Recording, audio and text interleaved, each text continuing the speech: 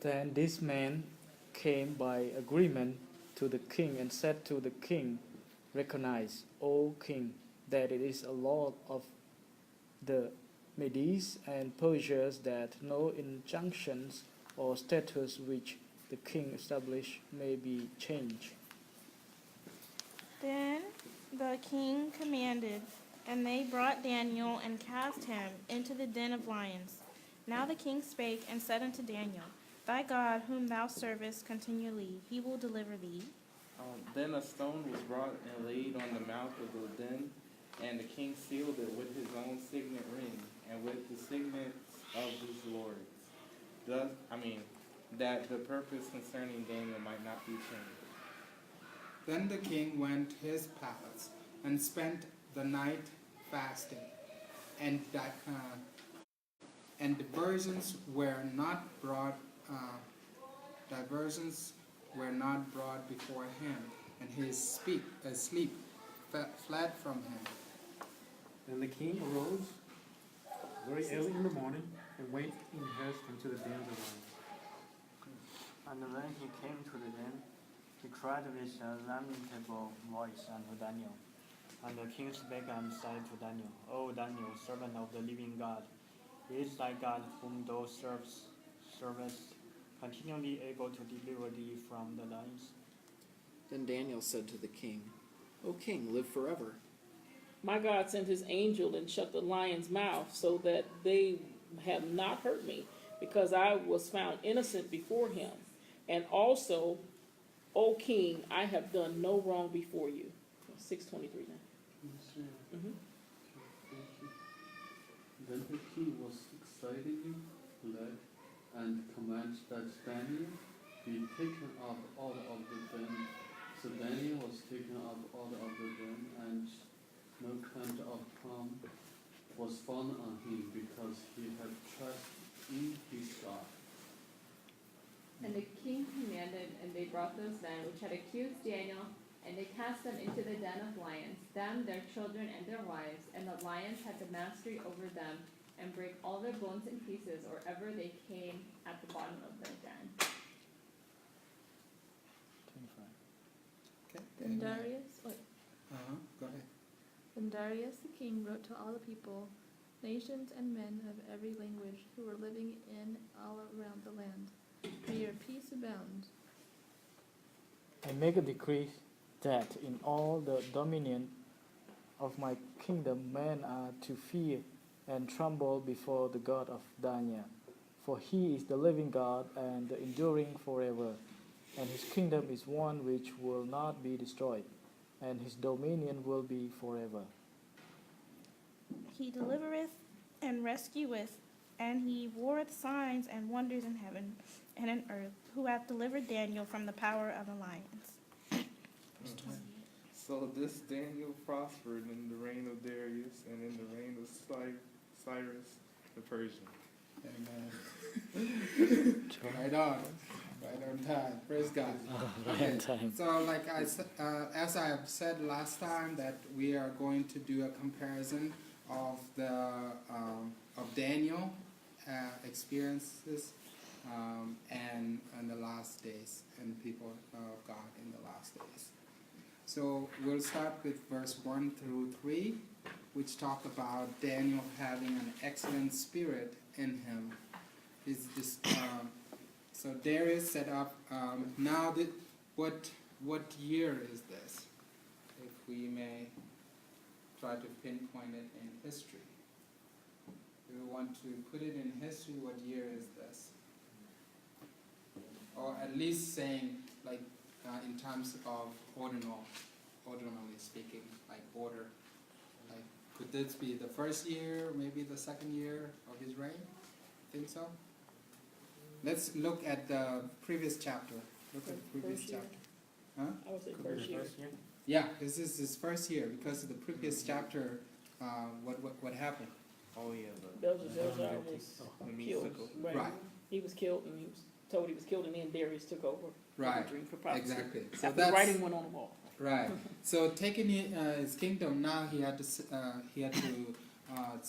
of like kind of distribute power to those who will help him in his kingdom. So there were two groups of them. First presidents and then princes.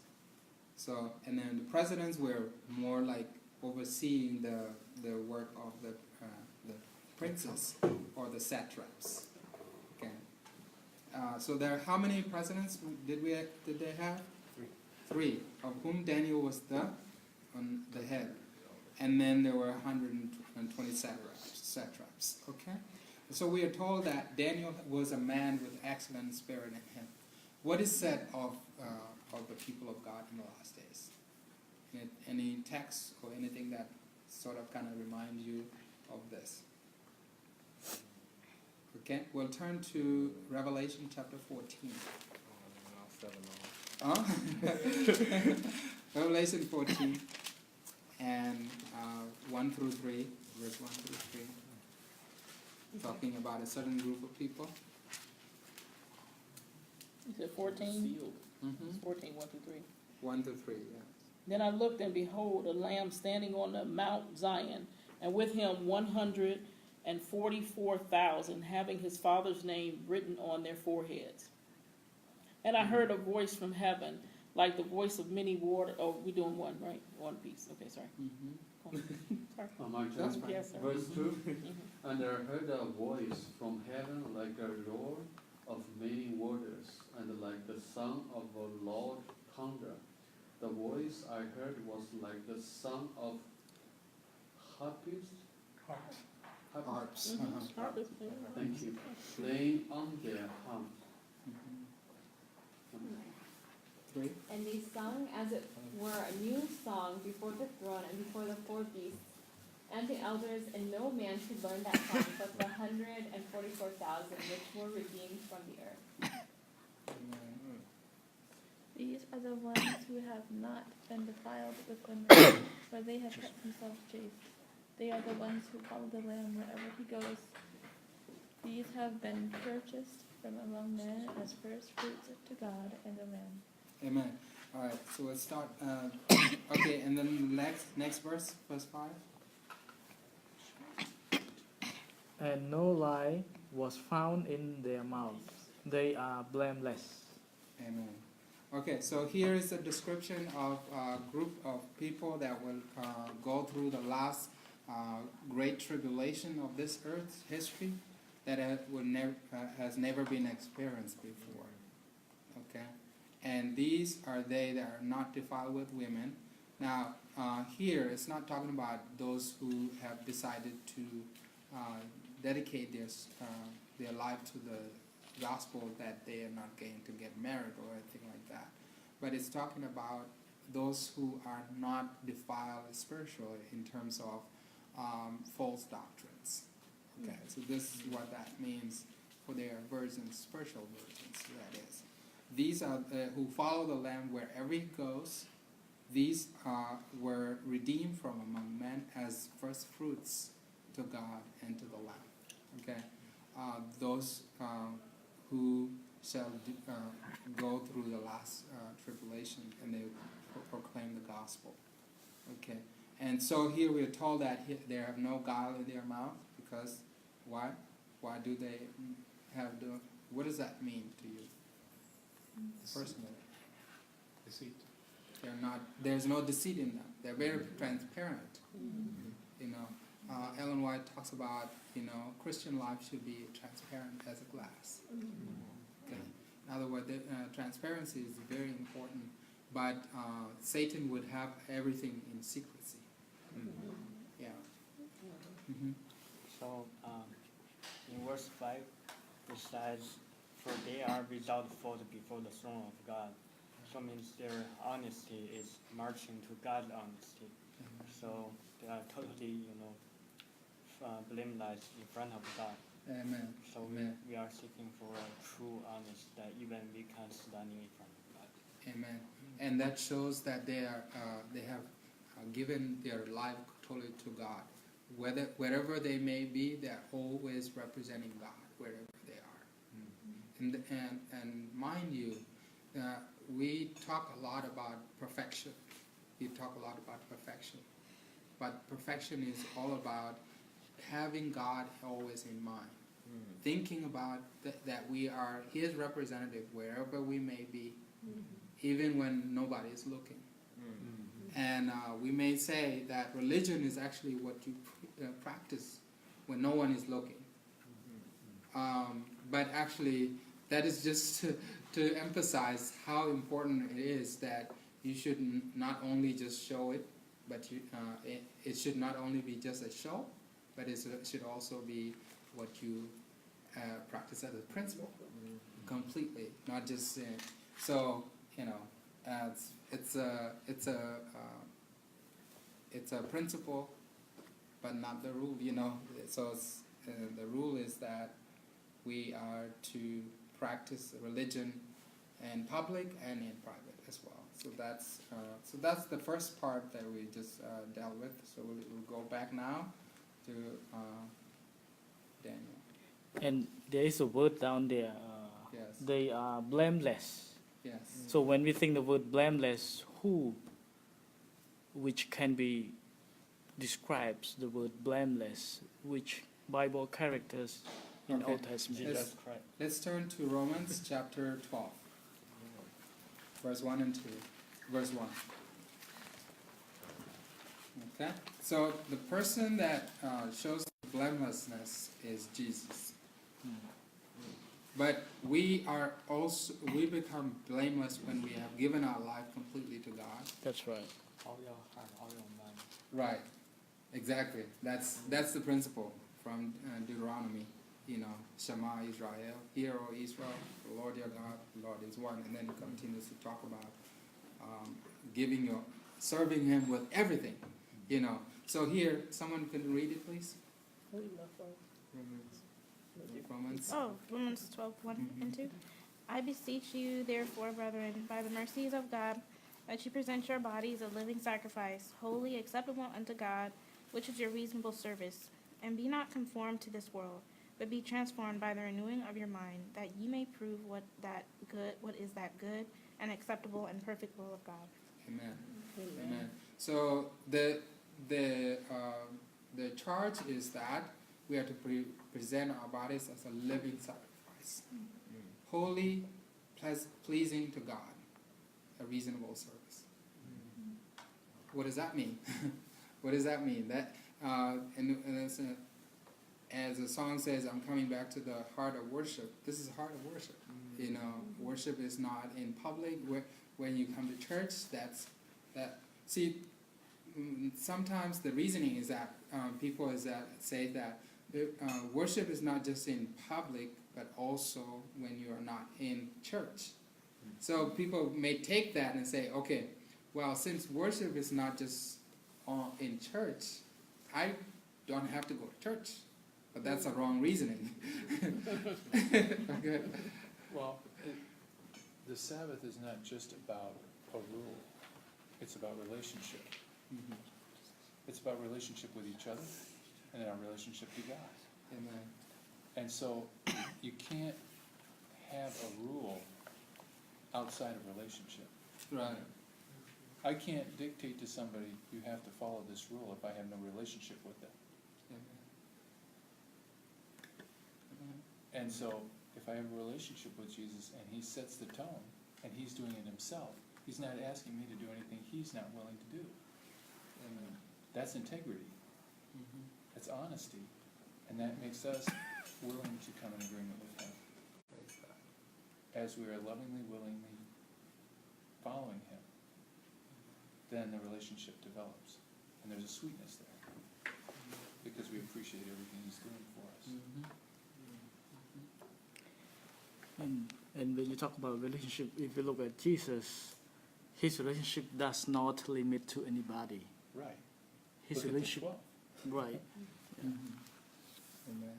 They were varied in experience and from different backgrounds, different spheres of influence, and God interacted with all of them. Okay. Every single one was different. Right. And So it was personal. Now, so the connection here in terms of blamelessness is that for a sacrifice to be made, that whatever that sacrifice is, should be blameless, Mm. without blemish. In other words, no defects should be found. You know, and that's what that means. In reference to us, we are living sacrifice in the sense that Christ has saved us. Since Christ has saved us, we now live for Him. That's why we are living sacrifice. So that's why we are blameless. We're blameless from the time we accepted Christ. We were made blameless in that sense.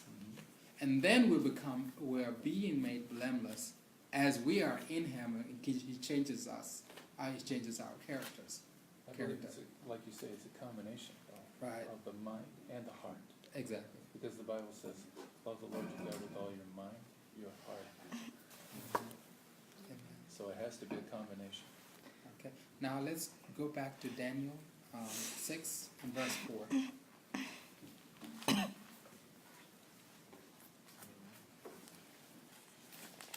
Is that one? Mhm. Okay, so the governors and the satraps sought to find some charge against Daniel concerning the kingdom, but they could find no charge or fault because he was faithful, nor was there any error or fault found in him. Amen.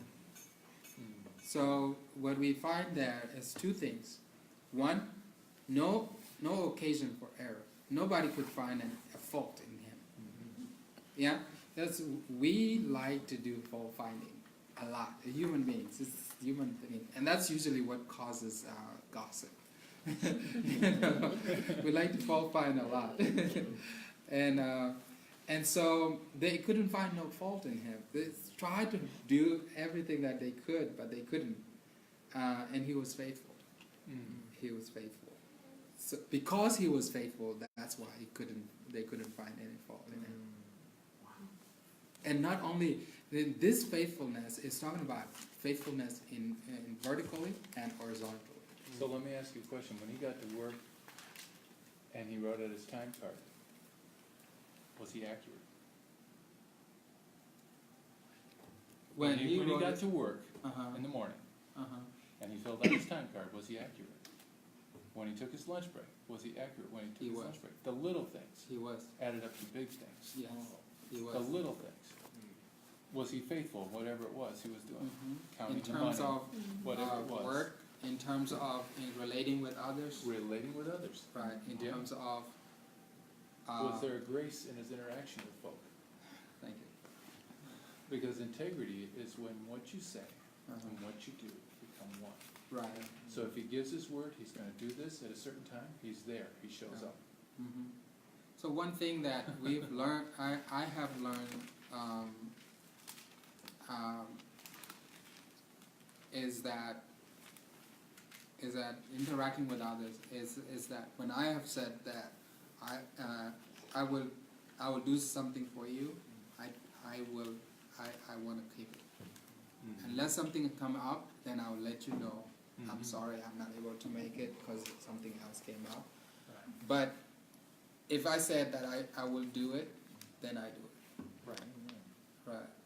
You mentioned twice, I hear. And that also let me let me know that I need to also learn to say no to other things. Correct. Because I've already made an appointment with him, so I have to keep that. Yes. And since I have to keep it, then I will have to say no to others. Why? Because you value the relationship. Right. Exactly.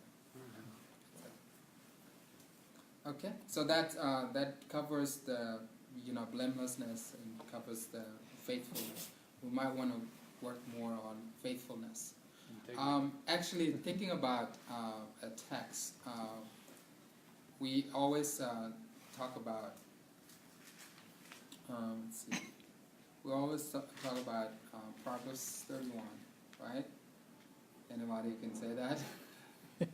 A prudent wise. The prudent wise. Okay, someone read that, please. Proverbs 31:10. Is it 10? What was it say? I know it's everything, but when you read it, the whole thing. But yes, 10. Verse 10. Okay. Who can find a virtuous wife? For her worth is far above rubies. Wait, Yeah, that's all. That's all. That's all. That's all. But being faithful. Okay.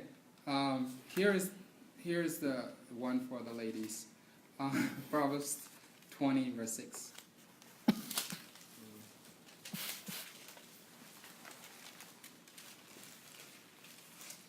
Proverbs 20 verse 6. Now, what you just read was Proverbs 31 verse 10, right? Right. This is Proverbs 20 verse 6. Someone can read it. Anyone? Most men will proclaim everyone his own goodness, but a faithful man who can find? Okay. So we focus a lot on our ladies. We would love that, and they are faithful and they are prudent in these. But here, talk about men. Most men will proclaim themselves as being good, right? But a faithful man, who can find?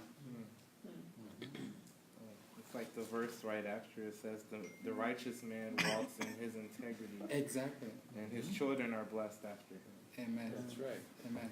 So this is a call. This is a call. Add something to that. He that is faithful in least will be faithful in much. Amen. So Joseph set the tone for Daniel. Amen. And then you followed in the footsteps. Yeah.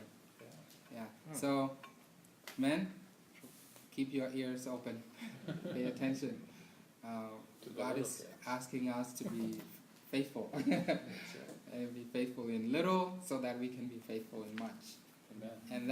And this is what God is calling His people in the last days, that they would be faithful, so that it would make examples for others. Okay, in verse 5, Daniel 6. Daniel 6 in verse 5. Then these men said, "We shall not find any occasion against this Daniel unless we find it against him concerning the law of his God." So the occasion for persecution is in the sense of that we are being faithful to God. Well, it's not only being faithful to God, but being faithful to the duties set before us Right. in the world around us. Exactly. Because at what point does God cross over into our everyday life? Mm-hmm. Some people say, well, I've got my church life, and then I've got my secular life. Really? Do we really? Mm-hmm. When is God not supposed to be part of our life?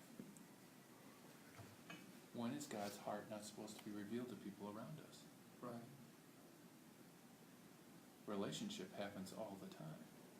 Are we awake and ready to be ambassadors? Amen. So, and we're told, Jesus tells us that the world do not know them. Okay? Let's see, here in chapter 20, John, chapter 17, I mean.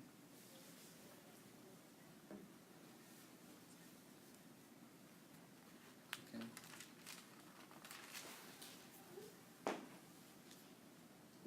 Okay, verse, I'm looking for that text here. Send me into the world. Okay. 18. Could you read? As you sent me into the world, I also have sent them into the world. And for their sakes I sanctify myself, that they also may be sanctified by the truth. Okay. Because verse 17 says, sanctify them by your truth. And your word is truth. Okay. So those who keep the word of God, they are sanctified. You know, their life is changed day by day. When they believed, they were certain. They were certain people, but now their life has changed. They are new people. You know, so the word of God is very powerful. You know, and the law of God is very powerful in that it instructs us in the way of righteousness. So that's what is the law of God is about. It's not necessarily the rule. Yes, it's summed up in the rule, but it's actually the teachings of God's word. When the Bible says that man shall not live by bread alone, but by every word that proceeds out of the mouth of God. So that's the people could only find occasion against Daniel in the law of his God, and him being faithful in worshiping God. The next part will be verse 10 and 13 in Daniel 6, verse 10 and 13. Someone can read 10 and someone read 13. Now when Daniel knew that the writing was signed, he went into his house, and his windows being opened in his chamber towards Jerusalem, he knelt upon his knees 3 times a day and prayed and gave thanks before his God as he did aforetime. Verse 13. Then answered they and said before the king that Daniel, which is of the children of the captivity of Judah, regards not thee, O king, nor the decree that thou hast signed, but makes his petition 3 times a day. Amen. Now, what will God's people do in the last days when Sunday law is passed? Should they then, not go to church on Sabbath? Not worship on Sabbath? Daniel set an example. Say, okay, he knew it was so that it was made clear. Law was passed.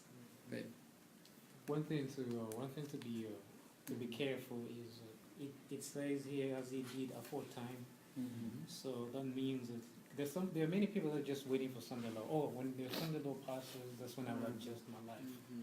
Now that's dangerous. That's dangerous stuff. Yeah, Daniel continued to do what he was doing even when they passed the law. You know what I mean? He was doing the same thing that he was doing. So Right. Integrity. that is true. He kept doing what he'd always done before. He set the habit Right. of spending time with the Father at a particular time, Amen. and he kept doing it. That's very good. Now, on that note, what should we do? Why is it that we study what the times and what are happening in the time in which we live?